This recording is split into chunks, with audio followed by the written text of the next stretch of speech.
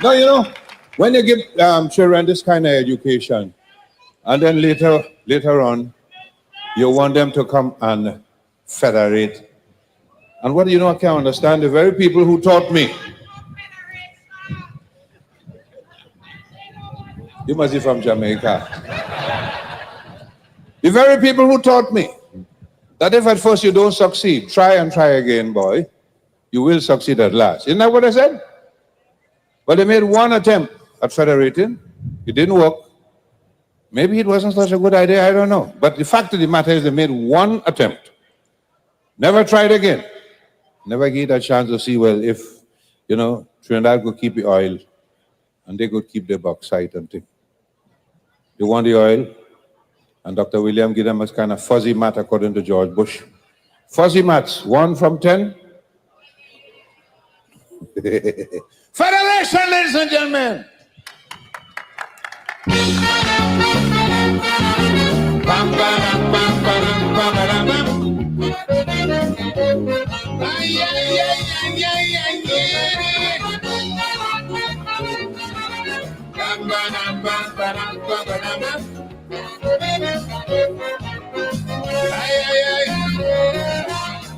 People want to know why Jamaica run from the Federation. Yes, they want to know why Jamaica run away from the Federation. Jamaica have a right to speak your mind. That is my opinion. And if you believe in democracy, you'll agree with me. But they didn't know, they didn't want Federation. And they know they didn't want to unite as one. Independence was at the door. Why did they speak before? This is no time to say you are federating. No. Oy, oy, oy.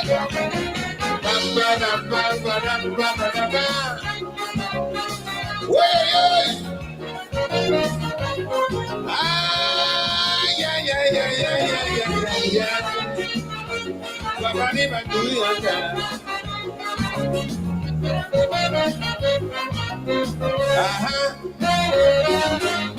When they didn't get the capital site, that nearly caused big fight. When Sir Grandly Adams took up his post, that even made things worse for them. We don't want no Bajan premier. Trinidad can be capital for them. So the grumbling went on and on to a big referendum. But they didn't know, they didn't want Federation. And they know they didn't want to unite as one. Tell the doctor you're not in favor. Don't behave like a big traitor. How the devil you mean you are federating no more? Yeah.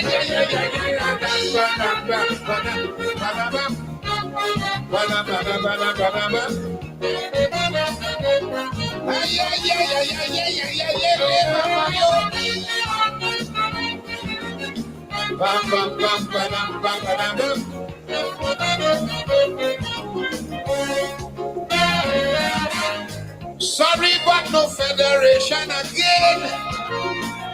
I think it's a big shame. After so much effort and energy put by everybody, right now it's only a memory. We failed miserably. Some may say we shouldn't have party, but the Jamaica West started. If they know, they didn't want Federation.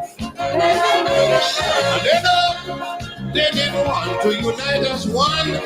Tell the doctor. Tell the doctor you're not in favor. Don't behave like a big traitor. This is no time to say you are federated no more. Are you too?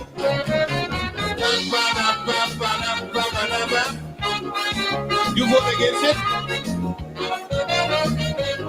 Well, it's your powerful over there.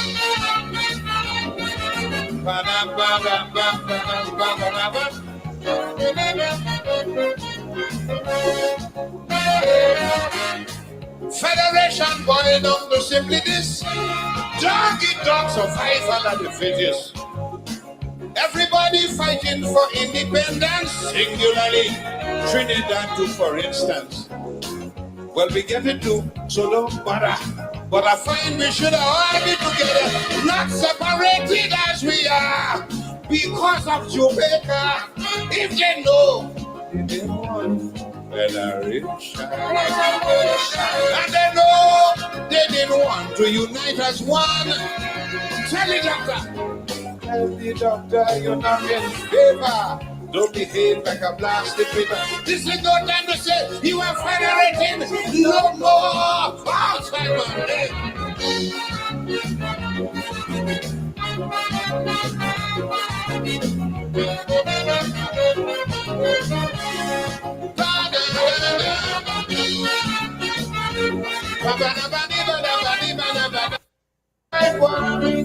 For an uneducated little boy or girl, don't allow idle companions to lead you astray. To learn tomorrow, you got to learn today.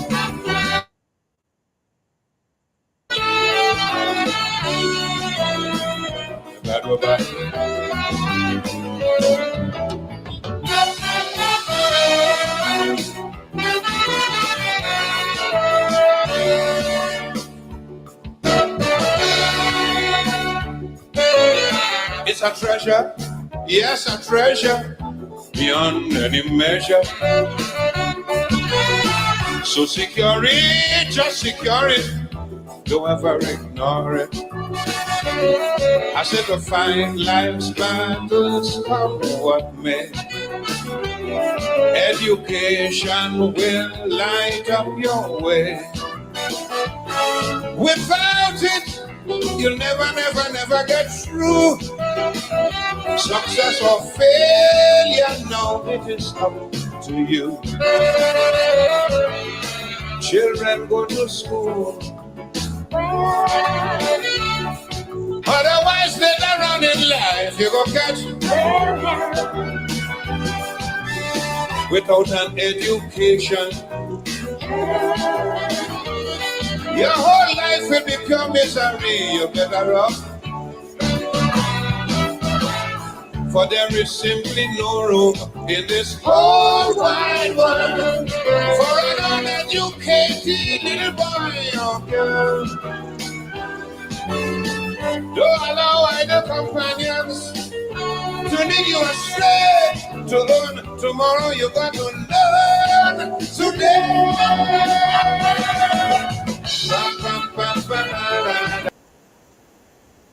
The master himself.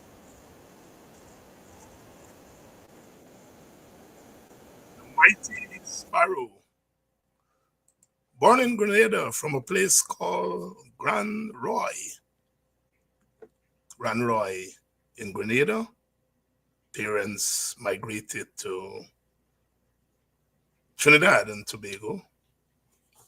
Trinidad. Good evening to all of you. Slinger Francisco is going to be 90 years this year. 90 years this year.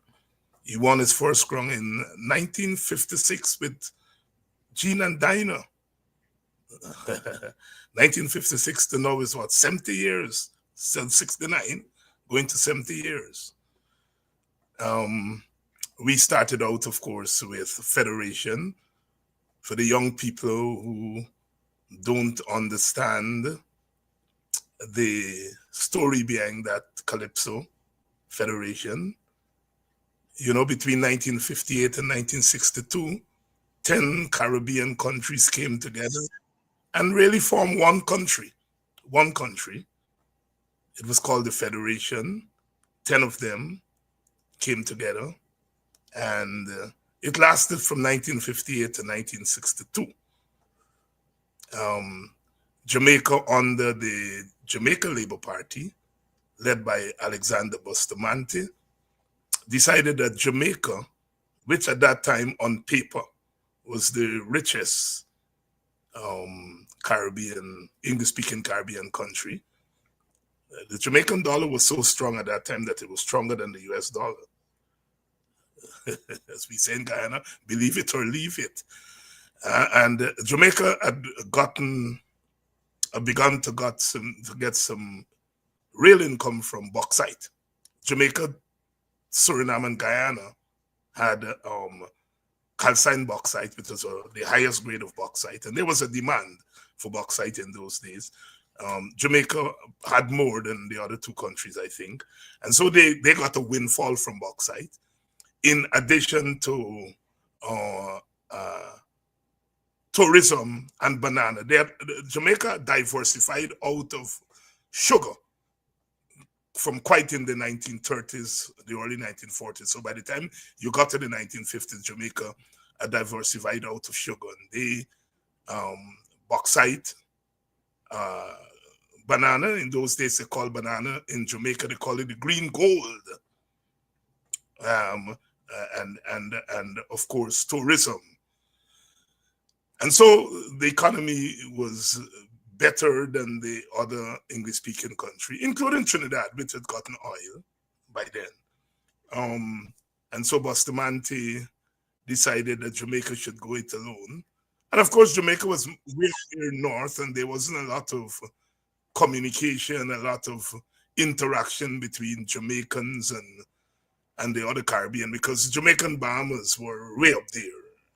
They were more in contact with Cuba, for example, Haiti, a Dominican Republic, than they were with the other countries down south. In any case, the Jamaica Labour Party decided that they were going to opt out. They called a referendum, and in 1961, the Jamaicans voted by a majority vote along partisan lines, because the PNP, led by Sir Grantley Adams, not Sir Grantley Adams, Norman Manley, wanted federation, and there was a majority vote in favor of no. And Eric Williams, Dr. Eric Williams, the Prime Minister of Trinidad at that time, Premier of Trinidad, said, well, if Jamaica goes, then this thing doesn't make sense anymore, because Jamaica had the best economy in the Caribbean, the English-speaking Caribbean. And in his typical wit, he said 1 from 10 left nothing. And so in 1962, the federation ended.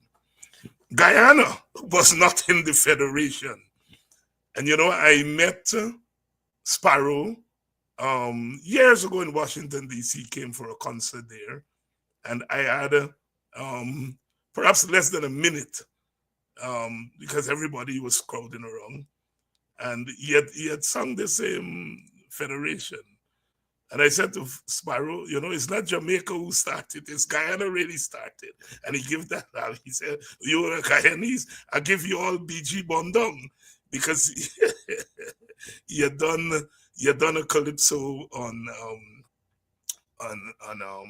the disturbances, the racial disturbances, BG Bondong. Of course, he had the famous BG Plantain, and so he said, I give you all BG Bondong. But I made the point that if Guyana was started, because Guyana under the PPP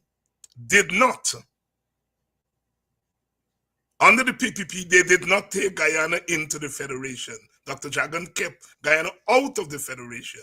And the argument internally was that if Indian Guyanese went into the federation, they would become a minority. And as it were, in Guyana, they were a majority. And so Guyana was kept out of the federation. That erupted an exchange between Jagan and Guyana, who was still then Sidney King. And in many regards, Guyana, Martin Carter, Rory Westmus, they left the PPP in a second split. Because remember, Burnham left in 55. And Guyana and others would leave in 56, partly because Jagan refused to take Guyana into the federations. So Guyana was not part of the federation. We were not. And in the calypso there, Sparrow said, "Well, it's Jamaica was started," and I was telling him, "Well, it's really Guyana that started it, because Guyana, in a sense, without holding a referendum, you decided that Guyana was not going to be part of it, and that has consequences for even what we're experiencing today in terms of Caribbean integration." Welcome to all of you. Welcome to Politics 101. I understand there's a lot of traffic on StreamYard tonight. I had hell getting started. They said traffic was heavy. But you all are coming in. And of course, we have Vincent waiting patiently to talk to us tonight about what's happening at GECOM. And then once we have time, we're going to talk about the International Decade of the People of African Descent, because Vincent attended a conference in Geneva a couple of weeks ago, and there was an exchange with him and Ramsamy, Lawrence Ramsamy.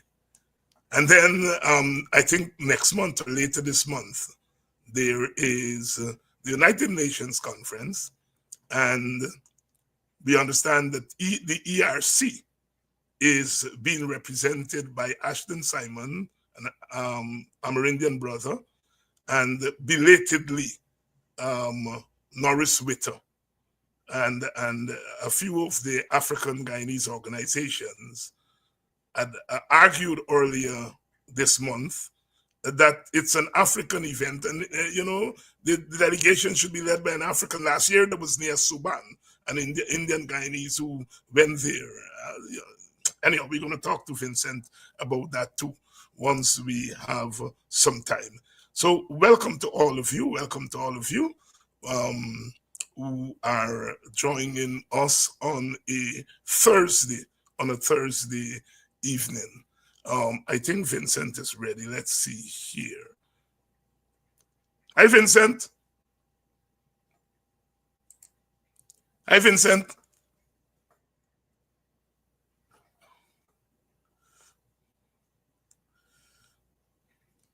No, there's no volume there.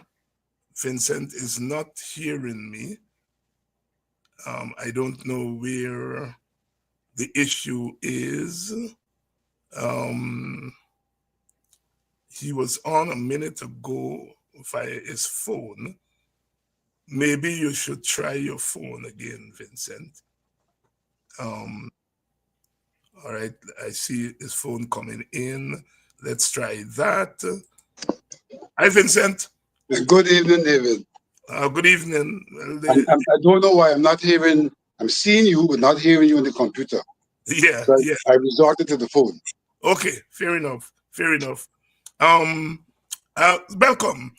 You had 2 letters in the newspapers in quick succession over the last week. The first letter says the headline here in the Kaitro News said GECOM's chair's refusal to convene a review of the 2020 elections places her in cahoots with the PPPC. This is not a new issue. This is an issue that you raised immediately, well, if not immediately, shortly after the declaration of the results in August of 2020. And your argument, of course, was that any organization, best practices, any organization, especially one that is as consequential as GECOM, after an exercise, would review that exercise to see where it went wrong, where it went right, pinpoint where there are difficulties so that you can improve on them. But for some reason, GECOM refused, resisted such a review. Not an investigation. You were very clear on this program and other program that you weren't calling for an investigation. You were calling for normal review. And you thought that it was best practices. Best practice. Let me ask you, because you've been on GECOM for a while, were there reviews of previous election exercises? Yes, we have had reviews of previous election exercises. So it's not something new, something new that I was calling for. It's something that has occurred in the past. Something that has occurred in the past. And what was the outcome of those reviews? Having done those reviews, what followed? Basically, what those reviews do is to look at the conduct and to see if in the manner in which the election was conducted, there is anything we need to do differently, so that the next round of elections, we do it differently in an effort to perfect our systems. That's essentially the role of the review. And of course, this time you raised the review because, look, all elections in Guyana have been controversial. There's no doubt about that, one way or the other. Some perhaps less controversial than others. But we have not had an election in which there were not questions raised, especially by those who lost the election according to the rules. But this last election was somewhat different from all the other elections we have had from 1953 to the present, in that we had a delay between March and August, almost 5 months. We had a delay before GECOM could formally announce the results. In that time, there was a recount. You know, some people say the delay in the results, but it was the recount that caused the delay. If there were not a recount, the results would have been in for a while. But that is perhaps the biggest difference between that election and previous elections. Of course, there were other issues. Some of the participants were sanctioned by the United States, etc., etc. So if ever there was need for a review, it was the 2020 election, right? I would agree with you, because they were, having done the recount, there were two things that stood out. One, that this requirement for statutory documents to be lodged had apparently not been adhered to, and that was associated with, I think, 47 ballot boxes, which the statutory documents had not been lodged. So that was one issue that one would want to find out. Why is it something that is routine had not occurred? But that was not the only circumstance. We also had a situation where during the count, the APNU AFC alleged that there was evidence that persons whose names had been struck off in certain ballot stations as having voted were not in the country at the time and or dead. And so again, here was a matter that we ought to interrogate to see how is it our system would allow persons who are not in the country to be voted for. And in fact, the allegation was more than an allegation, because after the allegation was leveled, 2 sets of documents were sent the chief immigration officer for verification that the persons were not in the country. And of the 2 sets of documents, in each instance, about 80% of the names were verified as persons who were out of the country. So here, GECOM had before it clear issues it should be looking at if it wanted to ensure that flaws in its system had not been exploited, and to plug those flaws so that in future elections, we do not have a reoccurrence.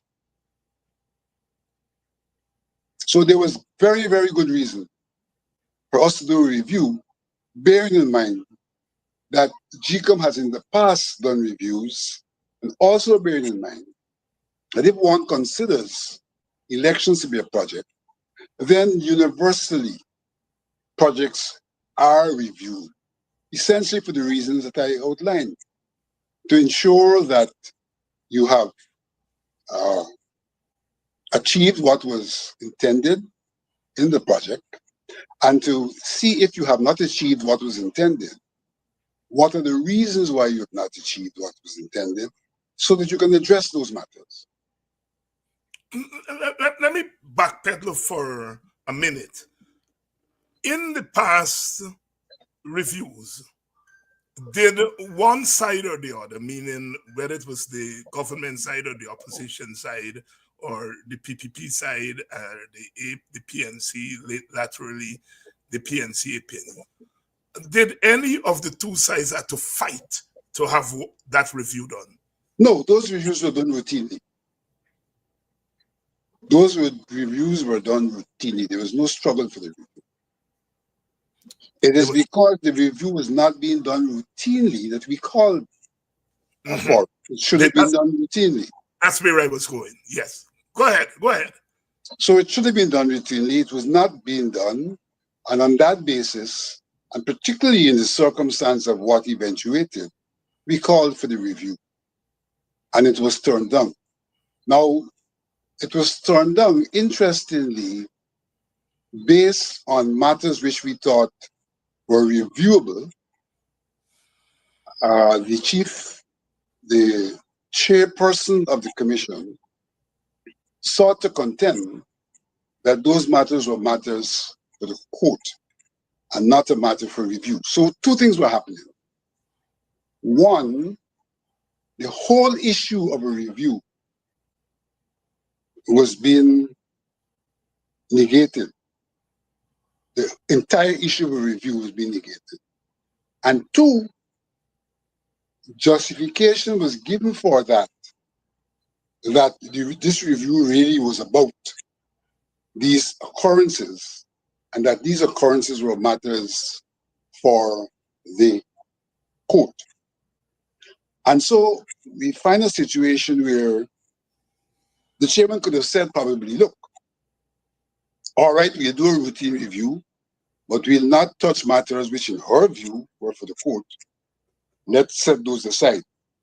But what she did was she used those that she said were for the court to negate the entire review process. But may I hasten to say that we disagree with her argument, because the extent to which we were simply asking for a review that may unearth flaws in the system.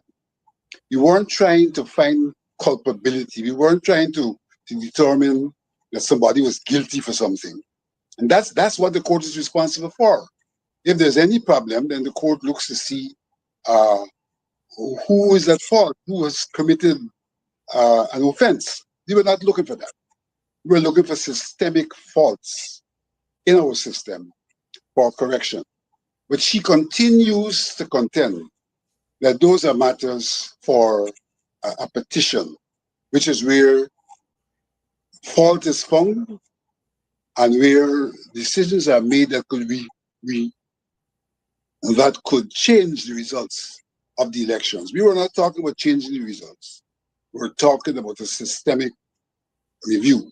What is of interest to me is the fact that when we first got the complaints from the APNU AFC, this said chairperson forwarded those complaints to the chief immigration officer. Now, why would you forward complaints to someone if you have no intention of making use of the outcome of the determination of the chief elections officer?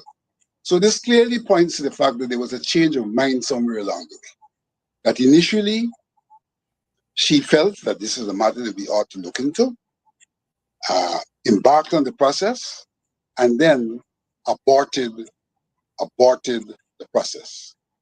In aborting the process, she also contended that the documents that we had that had been verified were not evidence, that they would only become evidence in a court case.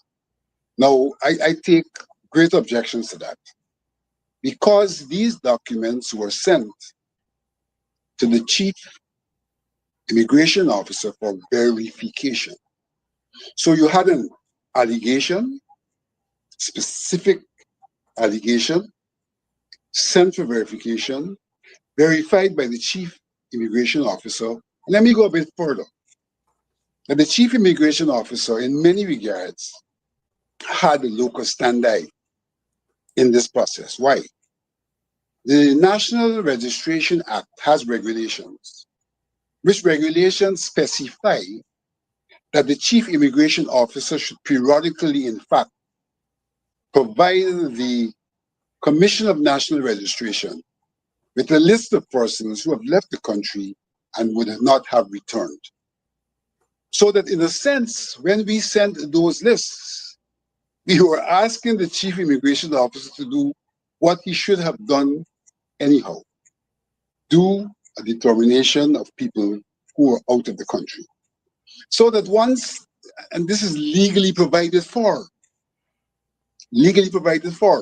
So once the chief immigration officer done that verification, you can't tell me there's no evidence when the law specified that this officer is authorized to do a verification, authorized to do a check of the people who have left the country and to pronounce as to whether they have returned or not. He's authorized. But here is this formal judge saying, this is not evidence. It only becomes evidence before it goes before the court. So I find a lot of flaws in the manner in which she arrived at her position on the matter, and that there are those flaws suggest that there are reasons other than the articulation that led to those conclusions. Let me ask you a question, because you have some knowledge of the law. There are matters before the court, but there was an investigation, a presidential commission, an investigation. Weren't matters that were dealt with at that investigation before the court also? Oh, definitely. Definitely. So if we were to follow our logic, then we should not have had the presidential investigation, no? Anyway, that stands to reason. That's right. I just wanted to throw that in there. And I just wanted to get a little blink from you, because I know that you are very well versed in the law in a way that people like myself are not. But so, this recent letter, what prompted this recent letter? What prompted you to put it in the public domain again? That recent letter was, in fact, a response to Commissioner Rui. Yes. Who wrote to say that my continued call for review was useless and baseless. Was useless and baseless. And so he's trying to get to the point where this question of calling for a review and or pointing out that a call for review had not been done and was not being done should be put to rest. I think that's what he's seeking to do. He wants to withdraw from the public domain my persistence that a review was wrongfully not done, and that there is reason why a review should have been done, and that the persons who have objected to review being done may have an interest in the review not being done. So he wants to take it out of the public domain. And so he wrote that letter. And so I responded to his letter that said a number of things. It sought to bring back up all of these arguments about the Constitution and all of that, and this matter for petition. He was kind of saying the same things that she had said. Very well. But he interjected a new element. He said that, well, you can't have a review if the chief elections officer had not submitted a report. And so that was the new leg. And my response to that was this. This matter has been in the public domain for the longest while, over 2 years. Why is it takes you 2 years to come up with this argument, this new argument, that the problem is that the Chief Elections Office had not submitted the report? Because if you are of the view that the review should be done based on a report, then you are in the position to call for that report. You are in the position to call for that report. You didn't call for it, and for 2 years you didn't say it was a problem. But now 2 years after, it has become the problem. And my contention is that if we call for review, then one of the processes we may engage in having called for review is to ask for a report. Is to ask for a report so that that report becomes a part of the review. But to me, it is not compulsory that you have to have a report to have a review, because the report is compiled by officers. And if you don't have a report for whatever reason, including the fact that you no longer have a chief elections officer in place, you can call upon those officers individually to give an account for the areas of responsibility. And that is what, in fact, would be in the report. So you can call on them. So you do have the material, even in the absence of a report, you do have the material at your disposal that would allow you to do a review. For example, we know which ballot boxes did not have the required statutory documents. Now, you have someone who's responsible for that area of operation overall, and you have officers who are specifically responsible for submission of those documents. Those persons could have been called to say what went wrong. Why weren't these documents submitted? If they were submitted, to whom were they submitted? And to ask the person to whom they were submitted, then here is evidence they were submitted. What happened with them? So you can start to see where things went wrong. Where things went wrong.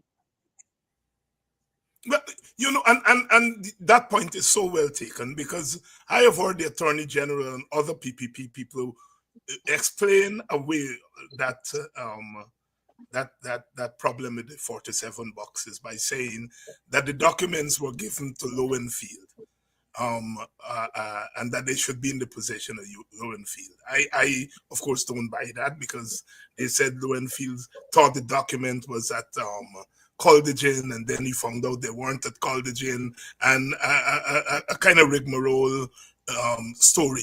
But the point is, if they're saying that a review would have proven whether that is true or not true, because a review would have included Mr. Lowenfield giving testimony as regards these documents, whether he had them or didn't have them, whether the documents were here, there, or wherever. So your point is well taken, but since I'm on that matter, you have heard that explanation from the PPP, from the Attorney General. What do you make of it? I have heard that explanation. In addition, I have heard him on occasion say that, well, backing up that these documents were given over to Lowenfield.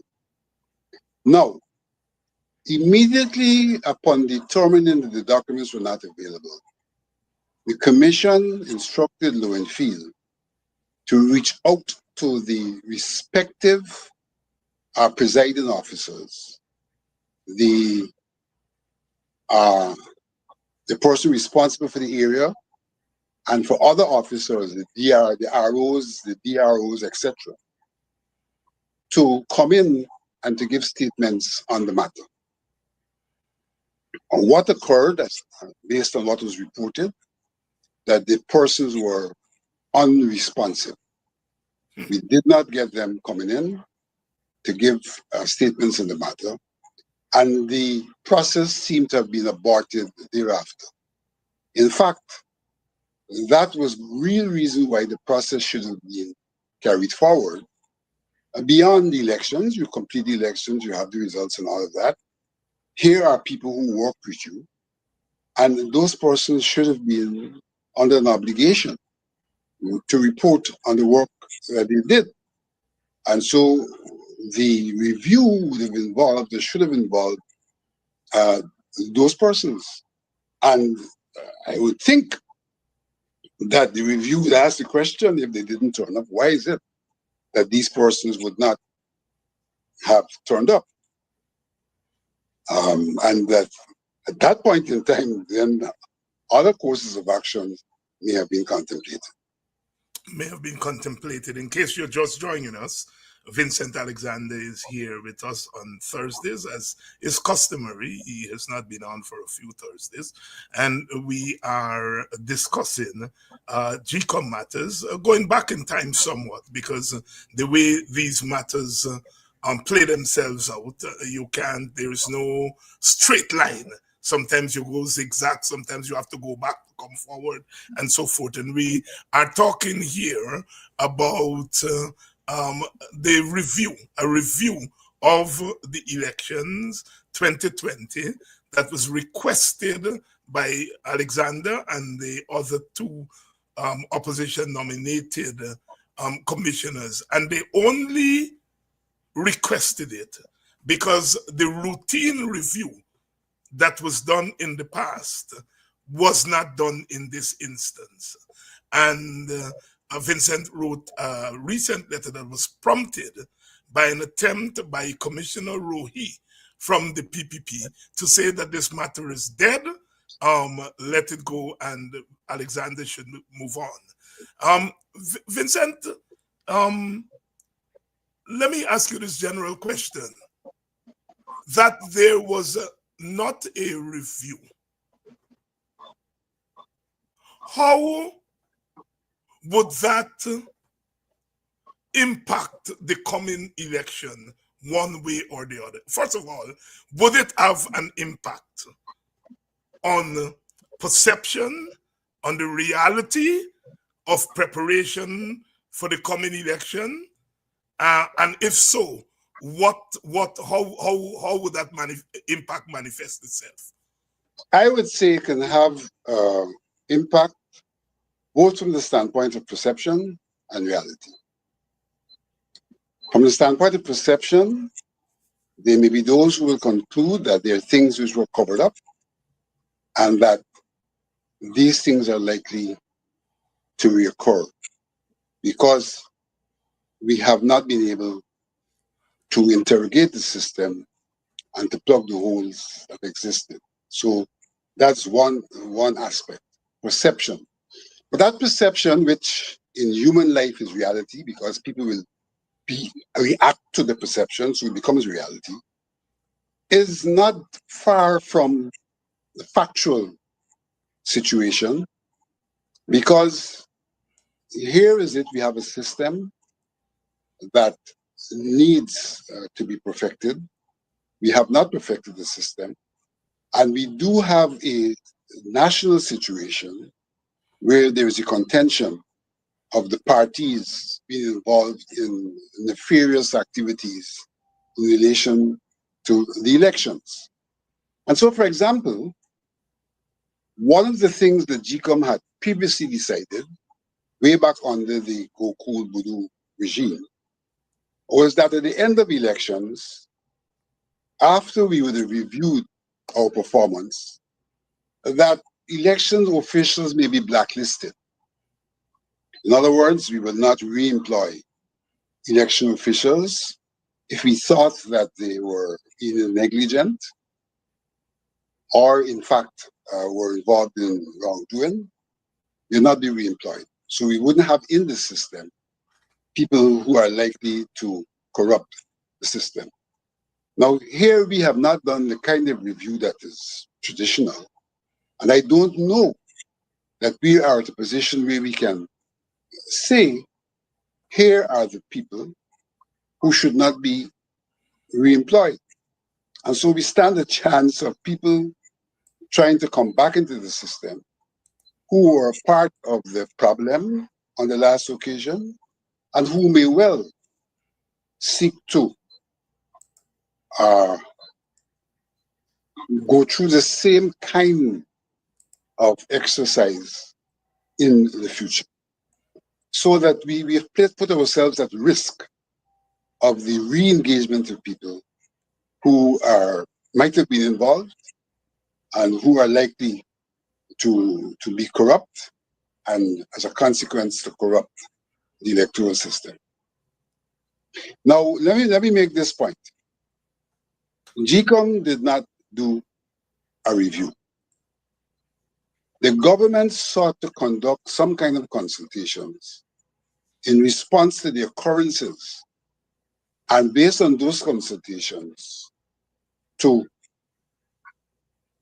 do some amendments to ROPA, Representation of the People's Act, as well as to the National Registration Act.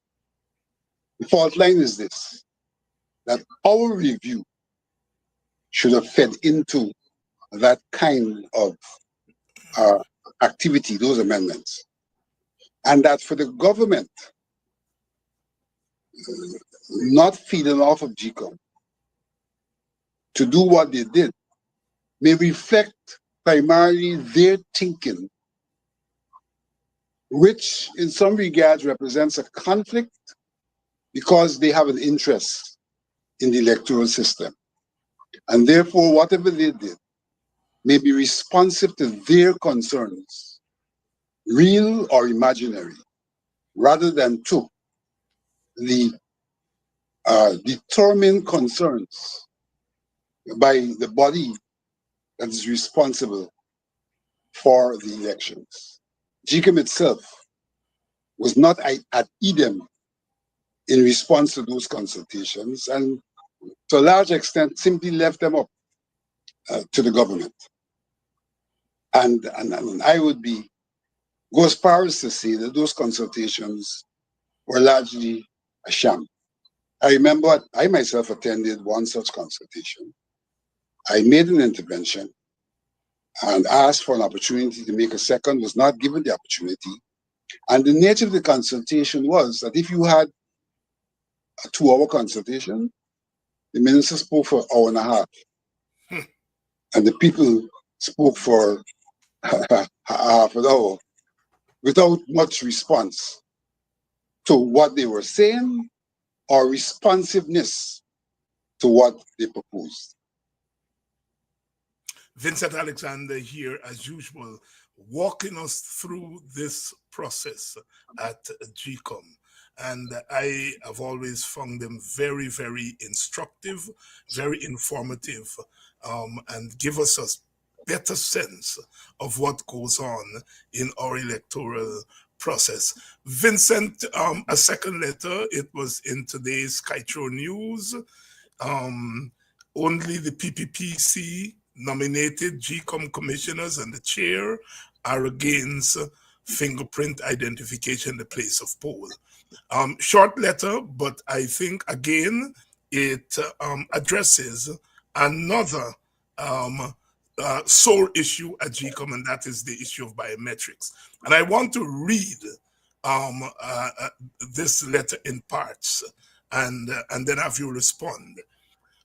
Following up on the debate about the use of fingerprint identification, biometrics, for voting purposes, it should be noted that the government is seeking to use digitized biometric identification in every sphere of the conduct of public affairs, except GECOM. Your comment, expand on that, because that is very revealing. It points to an act of omission on the part of government as far as GECOM is concerned. And it would seem from your formulation that it is a deliberate act of omission. But anyhow, go ahead. I wouldn't call it an act of omission. I would call it an act of commission, not omission.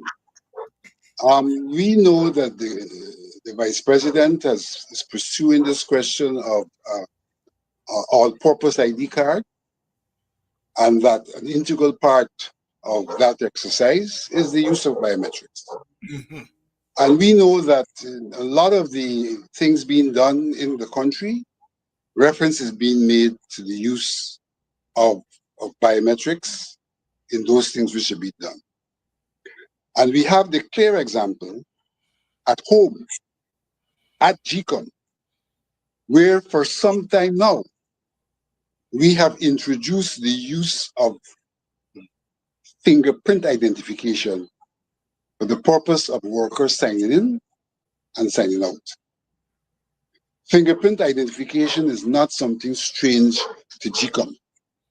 It's something we've investigated because the discussion took place in 2016, because in a subsequent iteration, the administration proposed the acquisition of hardware and software for digitizing the taking of fingerprints. We have introduced fingerprint technology at the Secretariat for the purpose of people signing in. And therefore, this is not something strange to us. It's not something new to us.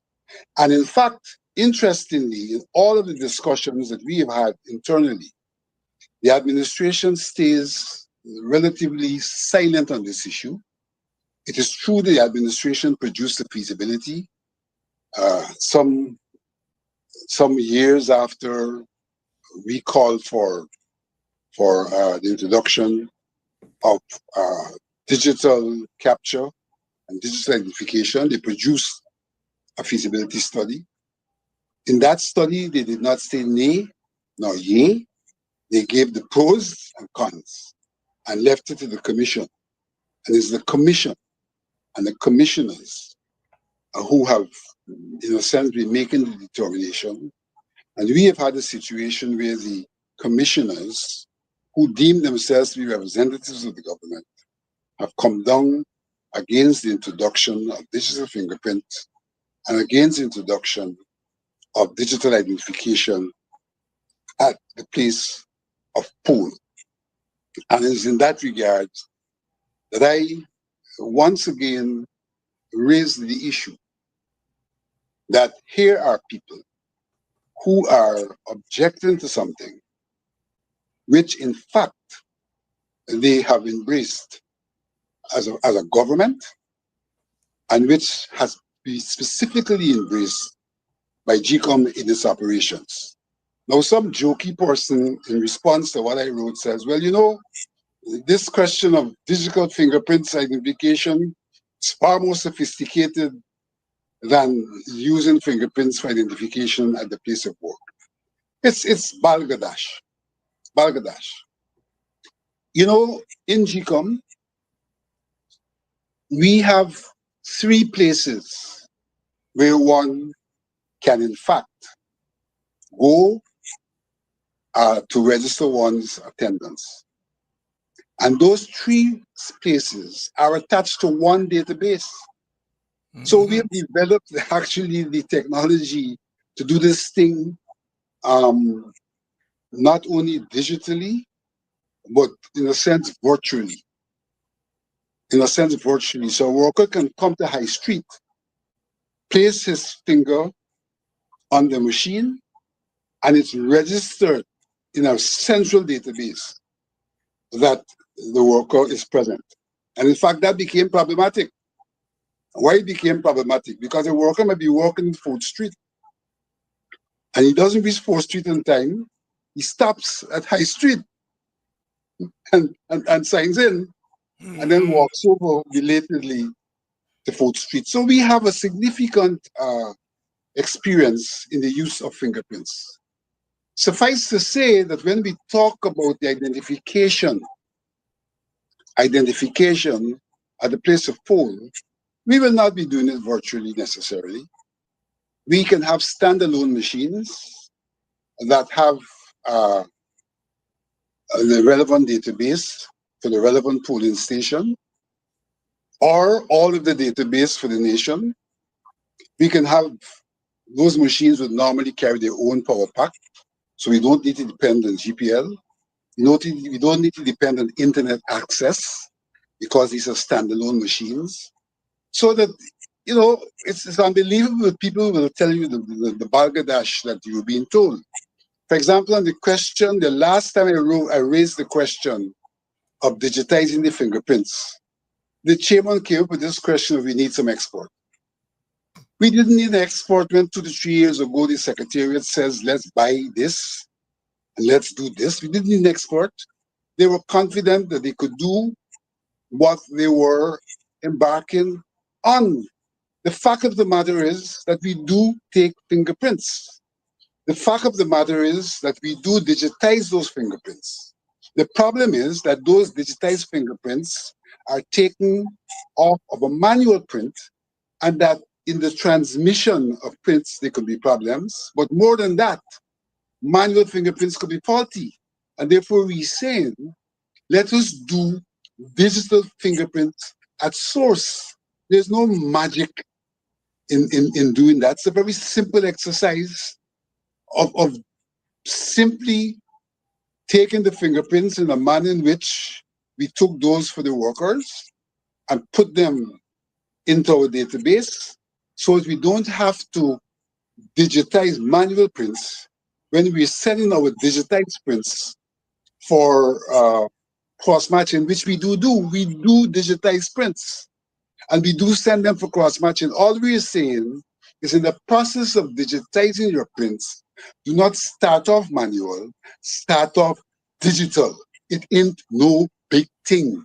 And all this crap that we are being told that you need some export to come, specifically in this instance, to tell us how to digitize. This hasn't got to do now with the identification of the place of poll. I reduced my demand. I said, look, all right, if you say we can't do this thing in time for elections, let us start the process by digitizing with immediate effect. And the response was, we can't do that. It's going to distract us from elections, and more particularly, that there is a need for some export to come to do this, when in fact, the GECOM people and the man who is now DCU, when he was the IT manager, proposed to be involved in this exercise without any reference to a export. And it's only because the money was not voted that years ago we had not embarked on the digital capture of fingerprints. Something Vincent as a myth. Yes, Vincent. I'm asking you this question, and I don't think I have to tell you that I want your answer not from a partisan standpoint, because you are, I think, someone who is able to separate your various roles. After all that you have told us here tonight, from the standpoint of a GECOM commissioner who's interested in the most transparent election that can be had in a difficult country like Guyana, what are we? What are we, the lay persons, the public at large, what are we to conclude from all this sand dancing, the Trinidad says simi dimi, and so on? What are we to conclude? We can only conclude from experience and from the disposition of the persons who are objecting that they have an interest in not using biometrics. They have an interest in not digitizing the prints at source, and an interest in not having identification done by fingerprints. And my position on this matter goes beyond that. Let me give them the benefit of the doubt. And let me return to the reason why these things are being proposed. And that is that it is the firm view that our system has been manipulated. And so I have further suggestions. Some of which predate this present discussion. In the 2015 elections, 2015, I made the proposition via the Carter Center, knowing what the National Registration Act provided for, that we should get from the Chief Immigration Officer the names of the persons who have overseas and have not returned, and that we should highlight those names on the voters list so that on election day, there could be a greater alertness to those names and the possibility that they may be misused. I'm resurfacing that proposition.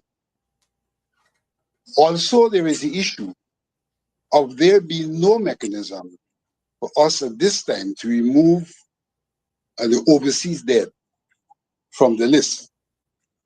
Suffice to say that some of the local dead are still on the list. And this is not something anybody's questioning. We know it for a fact.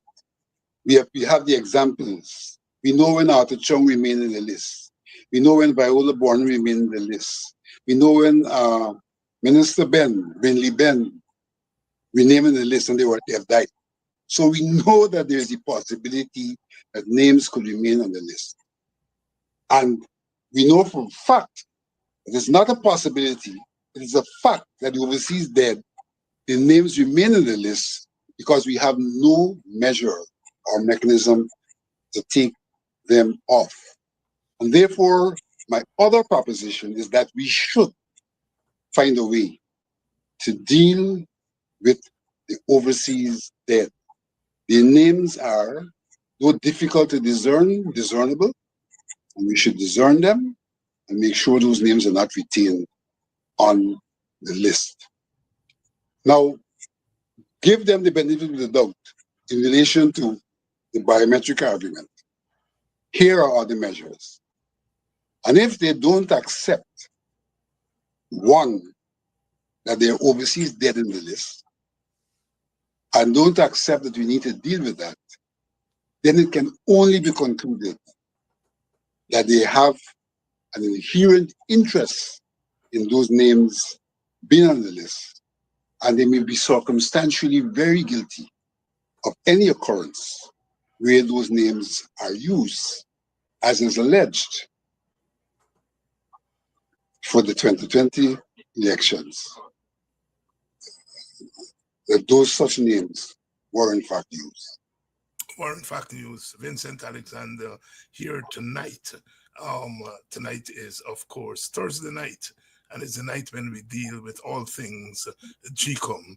As usual, Vincent has presented us with a ton of information, making the linkages between and among the various factors that go into this whole process of our electoral system.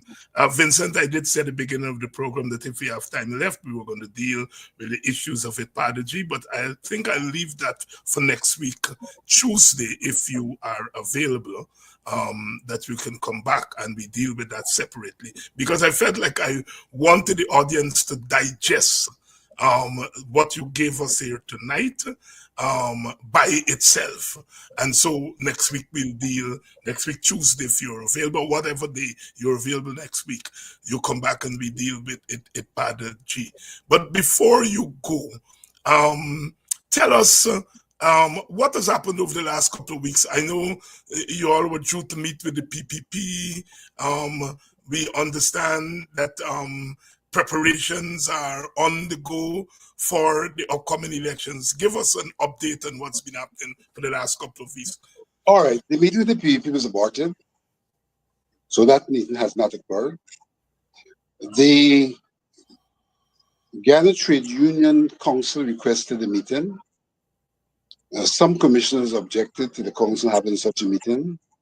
Their contention was that GTUC is an antagonist, and GECOM should not entertain meetings with antagonists. and that they could well imagine what will be in the press after such a meeting. So that meeting did not occur. However, the chairperson ruled that in the circumstance, herself and the CEO would meet with the GTUC. That meeting has occurred. There's a report which I have not yet read, so that ridiculously, GECOM has refused to meet with a major stakeholder in this country.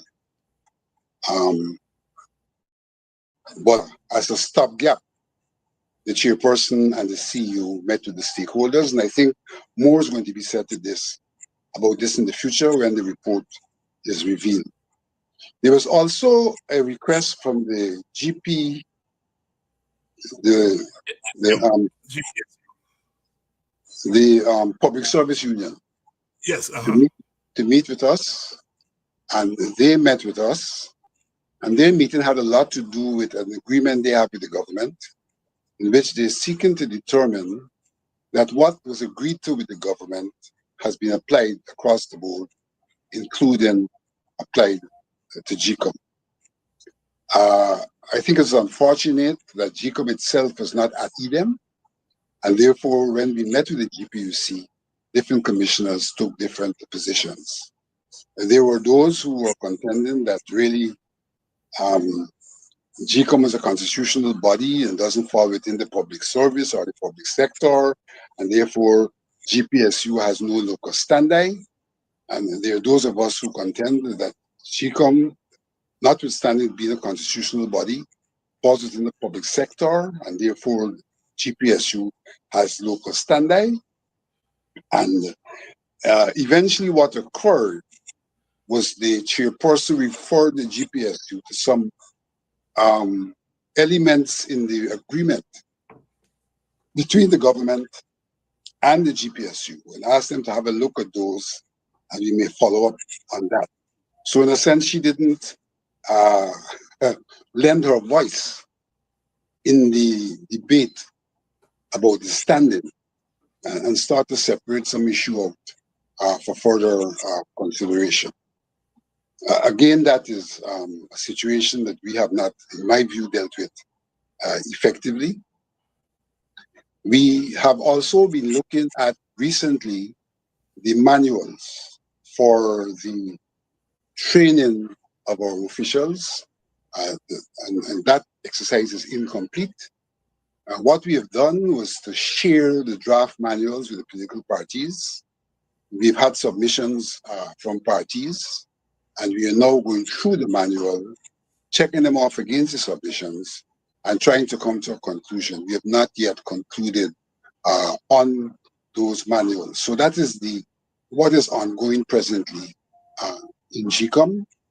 There are some outstanding matters which we had prioritized for discussion.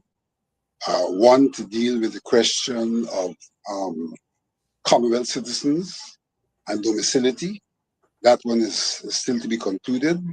And one to deal with how we take the names of deceased persons off of the list. Those two things are still pending, but I consider them very critical in any process of preparation. We still do not have a plan for elections. That's in the making, and that plan will not be one that gives a date. It is one that gives a time frame.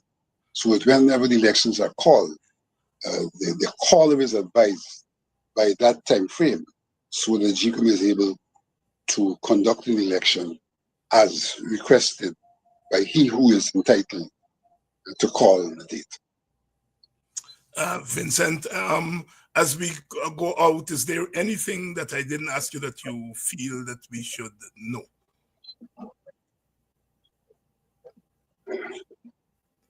No? Yes, go ahead. Not really. The things that the electorate should know has been told to them, and the things that are worth repeating, many of which in some regards have been repeated. But I think what I would emphasize is that the systems in GECOM my humble opinion, have been corrupted. And I'm speaking to the system in relation to employment has been corrupted. And the system in relation to decision making has also been corrupted. And therefore, we do have a problem with the commission, which, in my humble opinion, as it is presently, is not fit for purpose. Is not fit. Vincent, thank you very much for coming through again tonight. And next week, we're going to see you. We're going to be talking about things as far as pedagogy and the decade. You attended that meeting in Geneva. There's another meeting coming up at the United Nations in a couple of weeks. So there is a lot to talk about there. So next Tuesday, if that's fine with you. I'll appeal myself on Tuesday. All things being equal, I'll appeal myself on Tuesday. Thank you very much. Thank you very much. And on your behalf, we have to thank Vincent for always keeping us updated on GECOM. I think this is the first time in our long history as a country that we get that kind of update from what's happening in GECOM. It's in many regards, the new social medias democratize information sharing in ways that we could not imagine if someone told us that 10 years ago. I want to thank you all as usual. I want to thank Agri for his contribution today. And I know there are a couple of other people that I need to thank. I know Agri. I have to thank you. Yes. For his contribution, Mark for his contribution, Lynette for her contribution, Keith for his contribution, and yes, I think that's it. If I may have missed one person, but thank you all for your continued support of our program. Rest assured that the contributions are really going to very good use. Tomorrow night is Friday night, and we will have Dr. Vince Adams and crew tomorrow night as we continue our coverage. Note as we end tonight that Mia Motley said, I think today, at least I saw it today, that she, although Barbados doesn't have any Cuban workers, she's prepared to risk losing her visa, standing up for that issue. When the question was asked of Jack Dio today, what he thought of Mia Motley's position, he said the PPP doesn't do diplomacy in public. Cannot say what Mia Motley says. Mia Motley said she's risked losing her visa on this issue of the Cuban workers, although Cuban workers are not in Barbados. And in a country where Cuban workers have probably been more than any other Caribbean country, English-speaking Caribbean country, one of the top leaders of the government cannot definitively take the position that Mia Motley has taken. I'll be there for them. And tomorrow night, I'll see you all for another edition of Politics 101. We are in serious times. But we shall overcome, as we have always overcome.